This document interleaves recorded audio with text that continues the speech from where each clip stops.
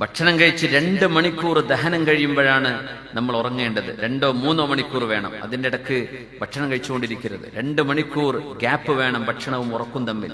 കാരണം ഉറങ്ങിക്കഴിഞ്ഞാൽ നമ്മുടെ ആമാശയം താനെ സ്ലോ ആവും. ആ തിരിയുന്ന തിരിയിൽ അവിടെ നിൽക്കും. അതിൻ്റെ ഉള്ളിൽ ദഹിപ്പിക്കാത്ത ഭക്ഷണം 7-8 മണിക്കൂർ നമ്മുടെ വയറ്റിൽ കിടക്കുകയാണ്. അതാണ് പിന്നെ നമുക്ക് ഷുഗറായിട്ട് നമ്മുടെ ബ്ലഡിലേക്ക് വിഷാംശമായിട്ട് മാറുന്നത്. ദഹിക്കാൻ കഴിയില്ല.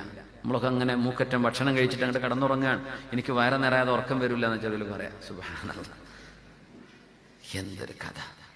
ഇങ്ങനെ ഭക്ഷണം തിന്ന് രോഗം വരുത്തി വെക്കുന്നത് കേരളീയർ മാത്രമായിരുന്നു. ഭക്ഷണം കഴിച്ചിട്ട് അള്ളാഹു ഇത്ര അനുഗ്രഹം ചെയ്തിട്ട് ഒരു ഡിസിപ്ലിൻ ഇല്ലാതെ ഏത് ഭക്ഷണം കഴിക്കേണ്ടത്?